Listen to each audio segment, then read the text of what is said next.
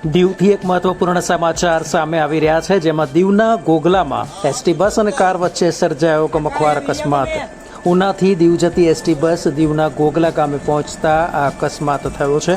દીવ તરફથી પૂર ઝડપે આવી રહેલ કાર ચાલકે સ્ટીયરિંગ પરનો કાબુ ગુમાવતા અકસ્માત સર્જાયો છે.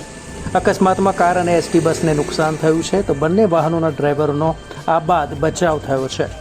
દીવથી ગોગલા રોડ બનાવવાની કામગીરી છેલ્લા કેટલાક સમયથી ચાલી રહી છે, જેને કારણે આ રોડને વન વે જાહેર કરવામાં આવ્યો છે, જેને લઈને વારંવાર અહીં અકસ્માત સર્જાય છે.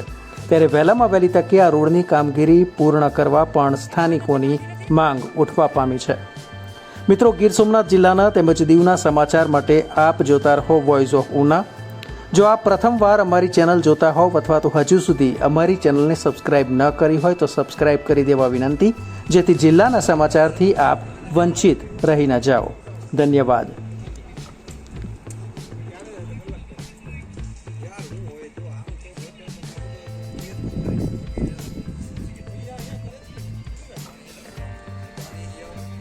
मेडिकल में तो क्या